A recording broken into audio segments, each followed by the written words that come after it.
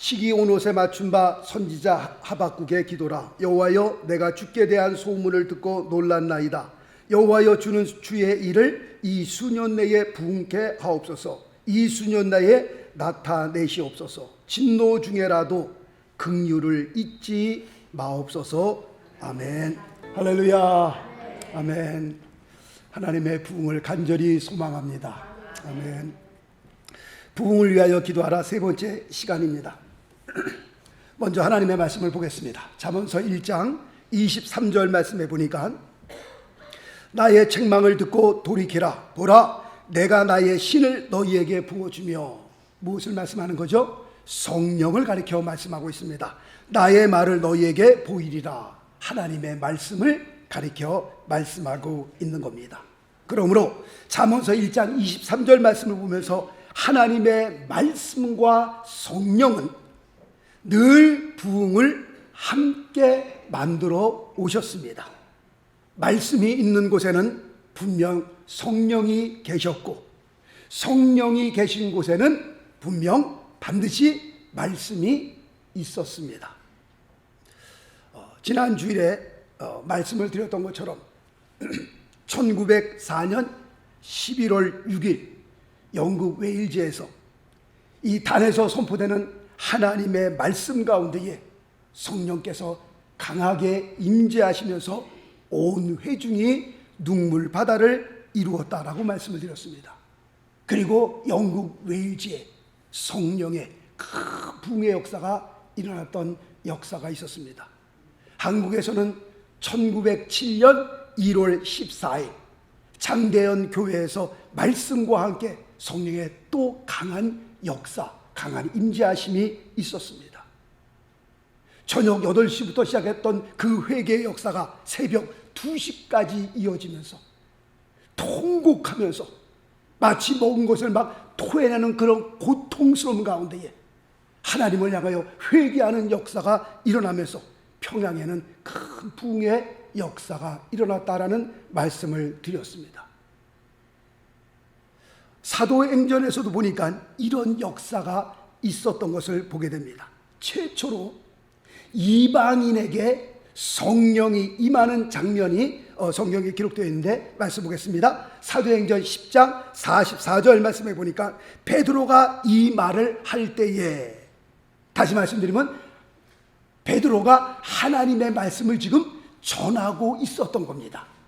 하나님의 말씀을 쭉 전하고 있는데 성령이 말씀 듣는 모든 사람에게 내려오시니 라고 되어 있습니다. 말씀을 전하고 있는 가운데에 성령이 말씀 듣는 사람 가운데 내려오셨다라고 말씀하고 있습니다. 여기에서도 보면 최초로 이방인에게 성령이 임하실 때에 말씀과 함께 역사를 이루었던 것을 우리는 성경을 통해서 볼 수 있습니다. 그러므로 부흥의 그 초석을 놓는 것이 무엇이냐? 그것은 성령과 말씀. 말씀과 성령이 부흥의 초석이 된다라는 것을 말씀을 드립니다. 다시 말씀드리면 부흥이 일어나는 곳에는 언제나 말씀이 있었습니다. 그리고 성령이 있었습니다. 부흥의 역사가 있는 곳에는 성령과 말씀, 말씀과 성령이 있었던 것을 우리가 보게 됩니다. 오늘은 초대 예루살렘 교회의 부흥을 보면서 같이 은혜의 말씀을 나누려고 합니다. 예수님께서는 승천하시기 전에 제자들에게 이런 말씀을 하셨습니다. 자, 말씀 볼까요? 누가복음 24장 49절 말씀해 보니까 볼지어다 내가 내 아버지의 약속하신 것을 너희에게 보내리니 너희는 위로부터 능력을 입히울 때까지 이 성에 유하라 하시니라 라는 말씀을 예수님께서 승천하시기 직전에 제자들에게 말씀을 하신 겁니다. 위로부터 능력을 입히울 때까지, 그 말씀의 의미는 너희가 위로부터 능력의 옷을 입을 때까지, 그런 의미가 됩니다. 우리가 아침에 일어나서 직장을 가고 사업장에 나가려면 옷을 입잖아요. 그와 마찬가지로 하나님의 역사를 이루기 전에 주님께서 제자들에게 부탁한 것이 있는데 위로부터 능력을 입을 때까지, 다시 말씀드리면 위로부터 능력의 옷을 입을 때까지라고 하는 그런 의미가 되는 겁니다. 그러면 여기서 위로부터라고 하는 뜻은 무슨 뜻입니까? 그 말씀의 의미는 성령을 가르쳐 말씀하고 있는 겁니다. 위로부터 성령의 능력을 받기까지는 너희들이 이 성에 유해라. 다시 말씀드리면 너희들이 절대로 여기를 떠나서는 안 된다. 언제까지요? 위로부터 성령의 능력을 내가 입을 때까지는 여기에 머물러라 라고 주님께서 말씀을 하신 겁니다. 제자들은 예수님의 말씀대로 마가의 다락방에 모여서 정말 그 자리를 떠나지 않고 위로부터 성령의 능력을 입히울 때까지 그곳에 모여서 합심해서 기도하기 시작했습니다. 그리고 예수님의 약속하신 그 말씀은 예수님께서 승천하시고 난 다음에 열흘 만에 그대로 이루어졌습니다. 이 일이 이루어지는 장면을 사도행전 2장에서 말씀하고 있는데 한번 말씀 보겠습니다. 사도행전 2장 1절 말씀해 보니까 오순절 날이 이미 이름에 저희가 다 같이 한 곳에 모였더니, 자, 상상을 하시기 바랍니다. 120문도가 마가의 다락방에서 모인 겁니다. 그 다음 절 호련히, 갑자기란 뜻입니다. 갑자기 하늘로부터 급하고 강한 바람 같은 소리가 저희 앉은 온 집에 가득하며, 자, 상상해 가세요. 120문도가, 놔두세요. 120문도가 모여서 같이 막 통속으로 기도하고 있는데 갑자기 말씀 보니까 어떻게 해요? 하늘로부터 위로부터 급하고 강한 바람 같은 소리가 막 일어난 겁니다.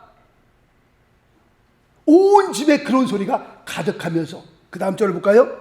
불의 혀같이 갈라지는 것이 저희에게 보여 각 사람 위에 임하여 있더니, 120문도 한 사람 한 사람 위에 불의 혀같이 한 사람 한 사람에게 임하는 장면이 지금 일어나고 있는 겁니다. 지금 무슨 말씀인지 상상이 좀 가시죠? 그 다음 절 사도행전 2장 4절 보니까 저희가 다 성령의 충만함을 받고 성령이 말하게 하심을 따라 다른 방언으로 말하기를 시작하니라 라고 지금 말씀하고 있습니다. 너희는 위로부터 성령의 능력을 입힐 때까지 이 성에 유하라 말씀하신 그 말씀대로 예 알겠습니다 하고 마가의 다락방에 모여서 120문도가 막 통성으로 기도하는데 갑자기 막 회오리 바람 소리가 들리면서 성령이 불의 혀같이 성령이 한 사람 한 사람 위에 머물면서, 다시 말씀드리면 예수님께서 약속하셨던 그 성령의 임재하심이 처음으로 모든 육체에 임하는 그 역사를 사도행전에서 기록하고 있는 겁니다. 지금 이 사건을요, 구약에 있는 요엘 선지자도 이렇게 예언을 했습니다. 말씀 볼까요? 요엘서 2장 28절 말씀해 보니까 그 후에 내가 내 신을, 성령을 가리켜 말씀하는 거죠, 만민에게 부어주리니, 이 만민이라고 하는 것을 모든 육체에게 부어주리니 라고 하는 똑같은 의미를 갖고 있습니다. 그 다음 절 요엘서 2장 29절 그때에 내가 또 내 신을 남종과 여종에게 부어줄 것이며 라고 기록되어 있습니다. 남종과 여종에게 부어주겠다. 남녀노소 모든 사람에게 내가 내 신을 너희 육체 가운데에 부어주겠다라고 하는 말씀이 됩니다.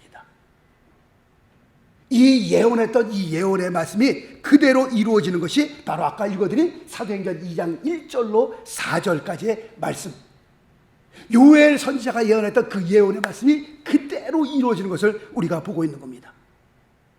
그리고 사도행전 2장 1절로 4절까지 그 되어진 그 광경을 베드로는 이렇게 설명합니다. 말씀 볼까요?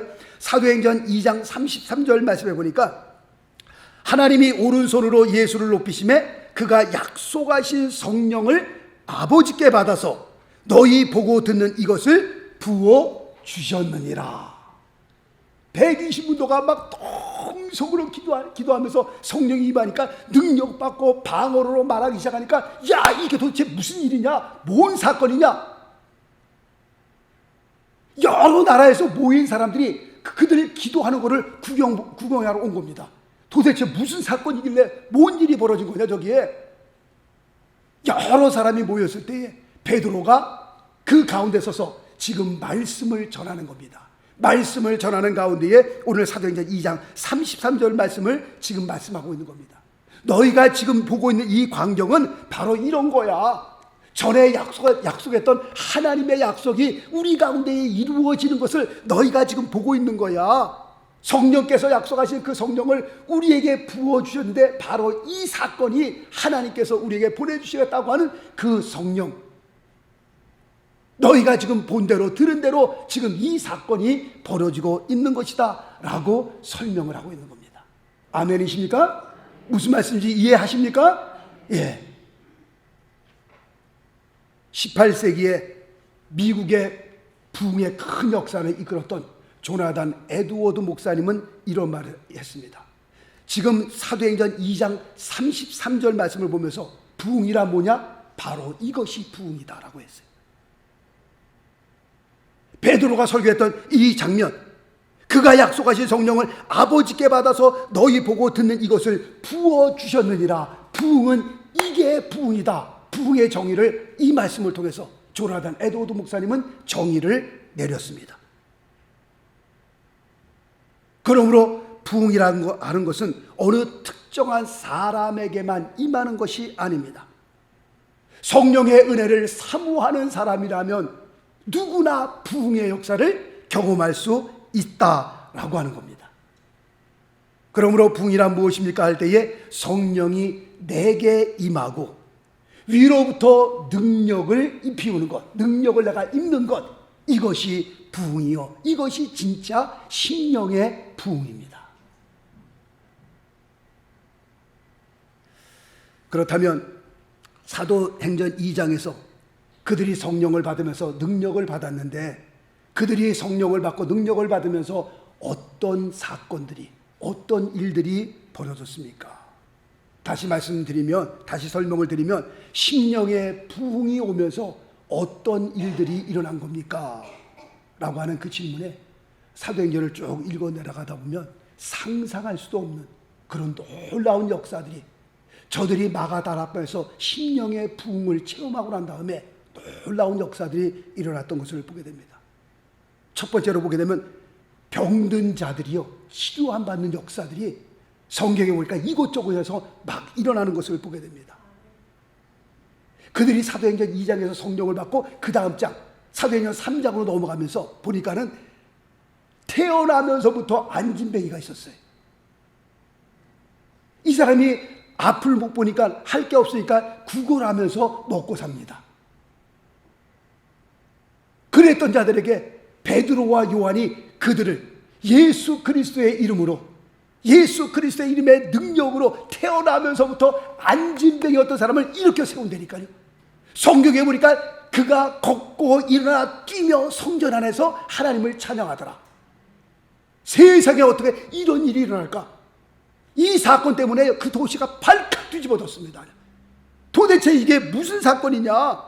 동네가 그냥 막 다 뒤집어지는 역사가 일어났습니다. 사도행전 9장에 보니까요, 구제와 선행을 많이 했던 그 도르가라는 과부가 있었습니다. 다비다라고 하기도 하고 도르가라기도 하죠. 그 과부가 죽게 되니까 그들로부터 많은 도움을 받았던 사람들이 베드로에게 찾아와서 이걸 보십시오. 그가 살아있을 때 우리에게 이렇게 많은 도움을 줬습니다. 이런 사람은 정말 너무 아까운 사람입니다. 죽어서는 안 되는 사람입니다. 베드로에게 살려달라고 간곡히 부탁을 합니다. 베드로가 그에게 들어가서 다비다야 이름을 얘기하면서 일어나라 라고 얘기를 합니다. 다비다야 일어나라 하였더니 죽었던 다비다가 그냥 일어나는 겁니다. 세상에 이런 역사가 어디 있어요? 성령과 함께 하나님의 능력이 임하니까 그들이 사도행전을 쭉 읽어 내려가 보세요. 수많은 역사가 일어납니다. 병든 자들이 치료받고요, 죽은 자가 살아나는 역사들이 일어나는 것을 보게 됩니다. 두 번째로는 사람에게 붙은 더러운 귀신들이요 떨어져 나가는 그런 역사들이 있습니다. 사도행전 16장에도 보니까 점치는 귀신 들려 점치는 점쟁이가 라고 기록되어 있습니다. 그때 그 말씀을 점치는 것도 귀신 들린 사람들이 점치는구나. 그런데 귀신 들려 점치는 사람도 그렇게 많지는 않습니다. 다 사실 다 가짜입니다. 다.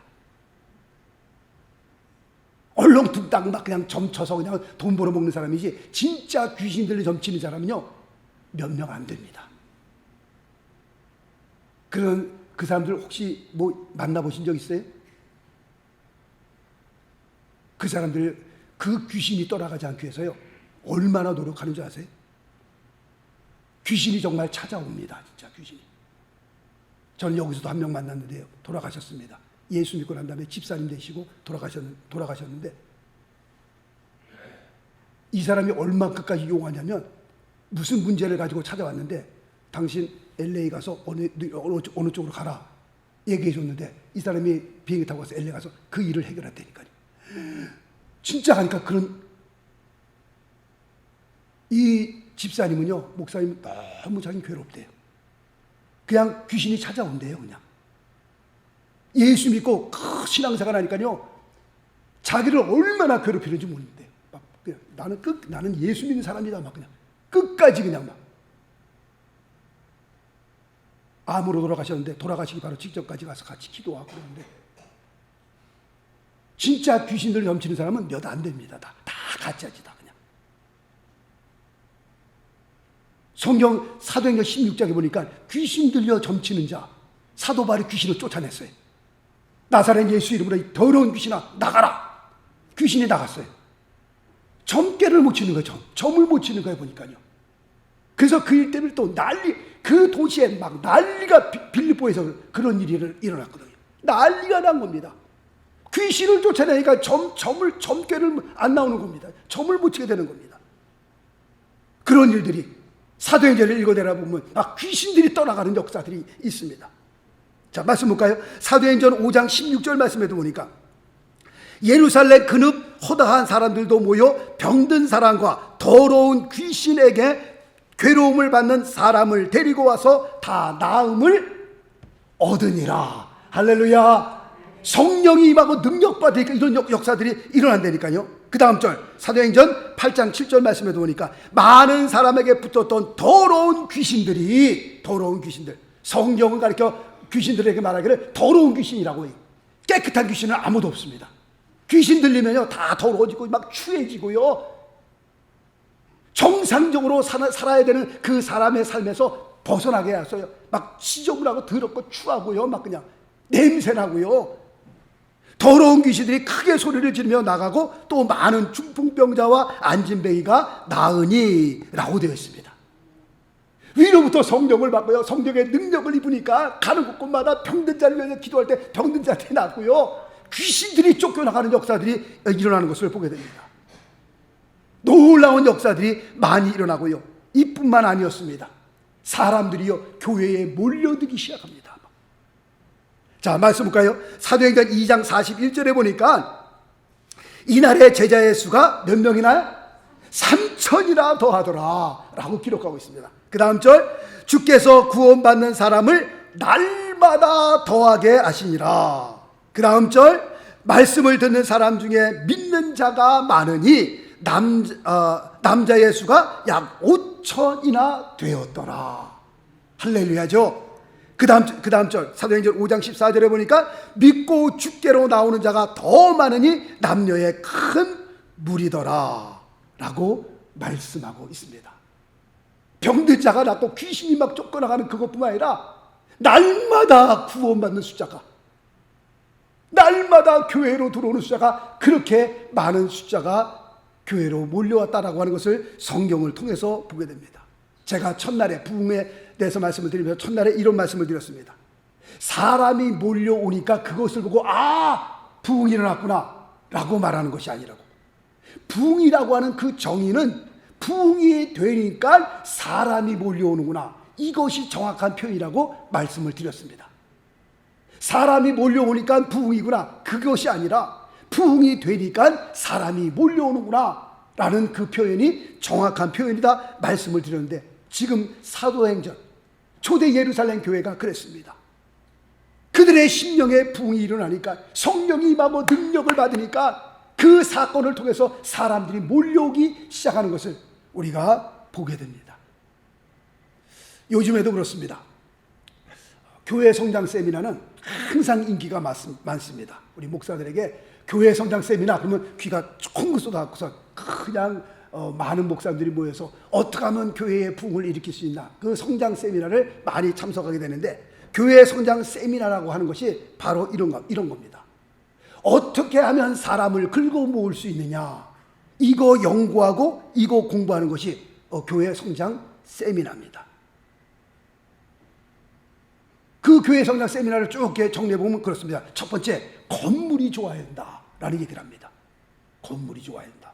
두 번째는 예배당 분위기를 확 바꿔서 불신자들에게 그 인기를 끌려면 그 교회라고 하는 냄새를 되신 대로 싹 없애라. 그래서 그런지 제가요, 잠실에 어떤 목사님이 설교를 좀 해달라고 해서 잠실에 있는 교회를 찾아가 봤습니다. 딱 들어갔는데요, 교회라고 하는 느낌이 하나도 안 드는 거예요. 십자가도 없고요, 뒤에는 그냥 이게 뭐라 그럴까, 이게 창호지 이게 병풍처럼 해놨고서 불이 은은하게 들어와 있고요. 들어와 봤더니 무슨 교회가 아니라 카페 들어온 것 같아요, 기분에요. 교회가 자꾸 그거 좀 희한하다. 그래서 말씀을 전하고 난 다음에 제가 예배 끝나고 물어봤어요. 목사님, 이 교회가 교회 같지가 않아요. 꼭 카페 들어온 것 같아요. 예, 바로 그렇게 꾸민 겁니다. 그러니까 불신자들이 들어와서 이거 전형적인 그 트레디셔널한 교회 있잖아요. 교회의 그 냄새를 싹 제가 빼고 들어와서 교회라고 하는 거부 반응을 안 느끼게 하기 위해서 그렇게 일부러 꾸민 겁니다. 저는 거기에 동의하지 않습니다. 우리가 불신자들을 마음에 들게 하기 위해서 불신자들을 우리가 전도하고 그거는 좋지만, 불신자들의 마음에 맞기 위해서 이거 싹 다 십자가 없애버리고 다 카페처럼 해갖고선 그냥 무슨, 그래서 이런 의자도 말이죠, 의자까지야 그냥 개인적인, 개인이 하는 의자 그런 거로 좋은 의자로 쫙 다 이렇게 깔았더라고 보니까. 하여튼 모르겠습니다. 하여튼 그래서 교회 부흥이 되는 건지 안 되는 건지 모르겠습니다만, 하여튼 교회의 분위기를 없애려는 겁니다. 교회라고 하는 분위기를. 그 다음에는 음향 시스템 설치하는 데는 돈을 아끼지 말아라. 비싼 걸 하는 게 좋다. 그냥. 그 다음에는 교회에 재밌는 프로그램을 만들어라. 그 다음에 말씀하는 거는 죄나 지옥에 대해서 절대로 설교하지 말라. 요즘 현대인들은 죄를 지적하고 지옥 얘기하는 거 별로 좋아하지 않는다. 부담된다. 그러므로 죄나 지옥에 대해서는 될 수 있으면 설교를 하지 말고, 그 다음에 설교하는 것은 하나님은 사랑의 하나님이므로 사랑에 대해서만 설교해라. 이런 것들을 쭉 얘기를 합니다. 그런데 정말 그렇습니까? 우리가 초대교회를 보면요, 초대 예루살렘 교회 예배당이 있었어요? 없었어요. 변변히 모여서 예배드렸으면 예배당이 있었냐? 예배당도 없었고요. 그러면 초대 예루살렘 교회는 음향 시스템이 있었어요? 음향 시스템 없었어요. 사람들이 모여들면 재미있는 프로그램 그런 거 있었습니까? 없었다니까요. 전혀 지금 교회의 성장 세미나가 얘기하고 있는 그 조건들이 전혀 없었음에도 불구하고 3,000명이 모여들고요, 5,000명이 모여들고요, 남녀의 큰 무리가 모여들기 시작하고요. 그 어마어마한 그 부흥의 역사, 누가 일으키는 겁니까? 하나님께서 하시는 겁니다. 하나님께서. 비록 교회의 모양은 우리가 갖추지 못했어도 하나님께서 역사하시면요, 1950년도 60년도 우리 한국에 교회가 엄청나게 부흥될 때, 조용기 목사님도 간증 들어보니까 천막 텐트 치고 난 다음에 예배를 드리는데, 비가 오면은 비가 새갖고 양동이가 5개, 6개, 10개씩 갖다 놓고요, 예배 드리고. 그때 교회가 부흥됐습니다. 그때. 지금 교회들 얼마나 예쁩니까? 요즘에 새로 진 교회들 보세요. 정말 예쁘죠. 그런데 1950년, 60년, 70년대에 그 부흥이 일어납니까? 없잖아요, 지금요. 오히려 지금 교회들 다 곤두박질하고요. 성장은 무슨 성장이에요? 다 마이너스 성장이니까요. 교인들이 매해마다 팍팍 줄어들고요. 지금 이런 상황 가운데 있습니다. 교회 성장 세미나에서 얘기하고 있는 그 모든 것을 다 갖췄기 때문에 교회가 성장되는 거예요? 그렇지 않습니다. 하나님께서 교회의 부흥은 누가 일으키는 거예요? 하나님이 일으키는 거니까, 일으키는 거라니까요. 사람의 재주나 사람의 말장난으로 교회의 부흥이 일어나는 것은 절대 아닙니다. 교회의 부흥은 하나님께서 일으켜 주신 줄로 믿습니다. 그리고 마지막 네 번째로 심령의 부흥이 일어나니까요, 담대하여 복음을 증거하는 역사가 일어나기 시작했습니다.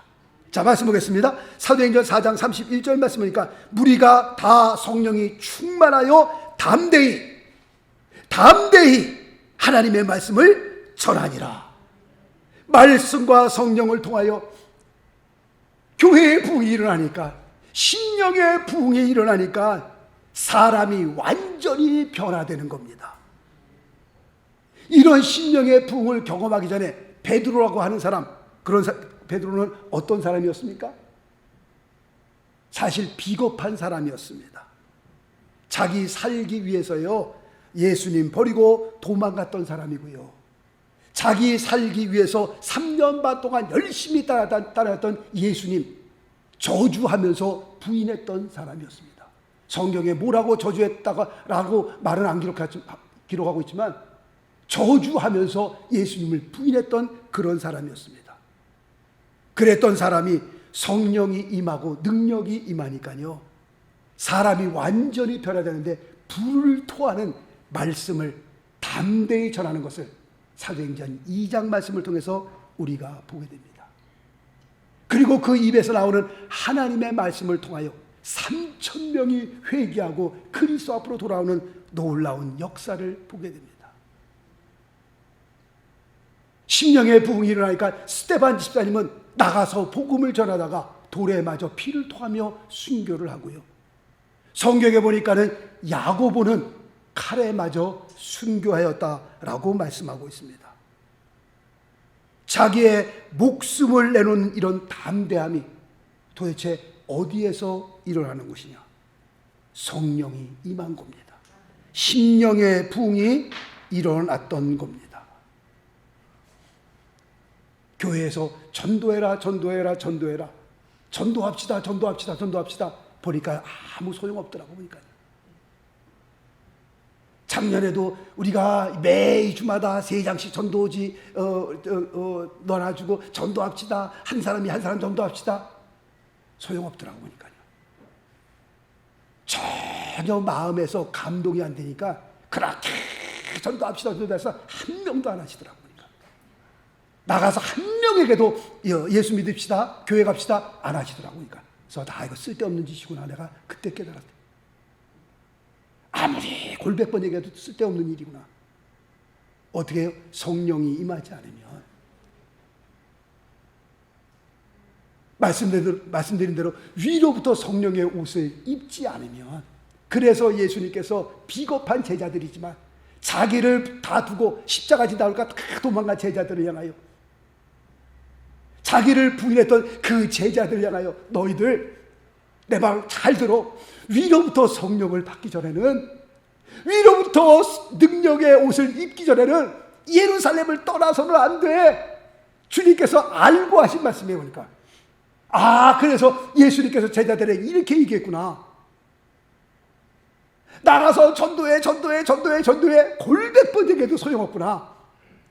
그냥 위로부터 우리가 심령의 부흥이 일어나면, 성령이 임하고 성령의 능력을 받으면 전도해 그러지 않아도 나가서 그냥 나가서 전도할 수밖에 없는 겁니다.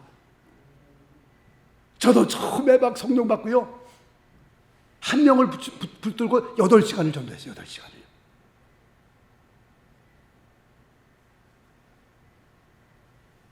어느 여자분 한 분 전도하기 위해서요. 그분이 식당에서 일했어요. 끝나면 11시예요. 밤 11시. 정리하고 나오면 11시 반이에요. 파킹장에서 제가 기다려요. 나오는 그 여자 붙잡아놓고 제가 전도하고 그 다음에 집에다 데려다주고 그렇게 제가 막 일주일 열흘씩 했어요. 막. 그랬더니 교회에 나오더라고요. 나중에 목사님 사모님 되셨어요. 누가 그렇게 막 전도하라고 얘기도 안 하는데 제가 막 하고 싶은 거예요. 성령이 임하니까요. 제가 18살 때 성령 받았어요.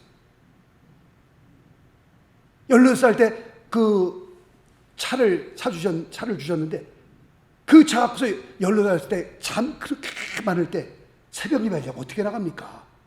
그런데 성령 임하고 능력 받으니까요. 그 18살 때 새벽 예배가 나가고 싶은 거예요. 새벽 예배가 뭔가? 목사님이 새벽 예배 나오세요. 막 그러는데 새벽 예배하고 나가봐야 되겠다. 나가봤더니 너무너무 좋은 거예요. 나 혼자 나가기가 아깝더라고요. 그래서 친구들 새벽에 5시에 문 두드렸어요. 막 나와. 얘들이 뭘 알아요, 얘들이.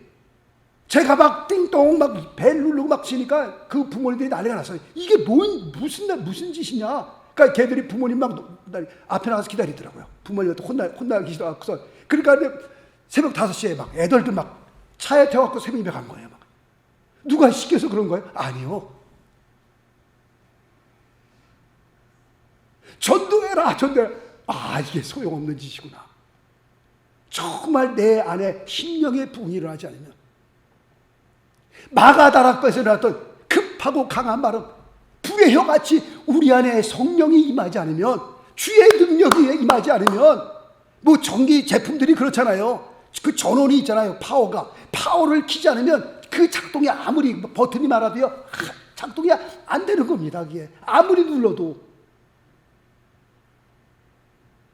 벽에 전기를 꽂아놨어도 그 버튼 전원을 파워를 켜야 그 버튼들이 작동이 되는 것처럼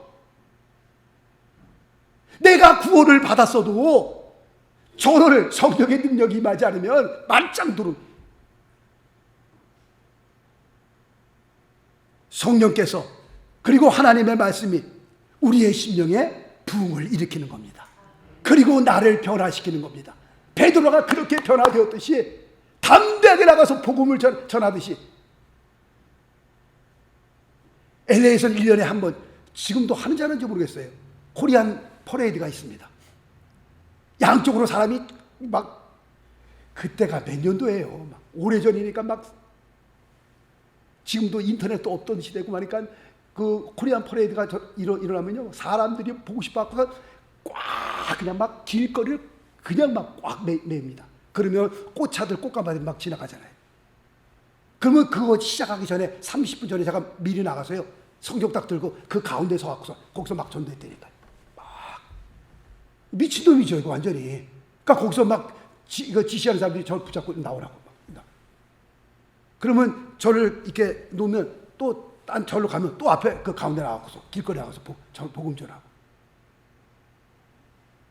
그랬더니 어떤 사람이 보고 그 꽃가마가 지나갈 때 웨스턴 타이어예요. 웨스턴 타이. 그냥 꽃가마가 지나가기가 너무 아까우니까 저 사람 올라가서 전도 좀 하라고. 저를 부르더라고요. 그래서 그 꽃가마에 올라타고서 거기서 전도했다니까. 또 막. 누가 시켜서 그런 것이 아니라 정말 성령 받으니까 능력이 임하니까요. 부흥의 키는 어디 있는가요? 성령과 말씀이에요. 말씀과 성령, 부흥의 키가 여기 있는 거예요. 자, 말씀 볼까요?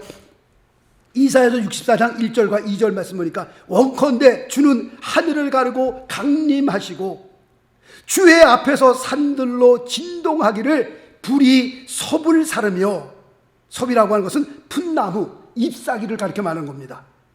불이 섭을 사르며 불이 물을 끓임 같게 하사라고 되어 있습니다. 이 말씀을 보면서 그냥 놔두세요.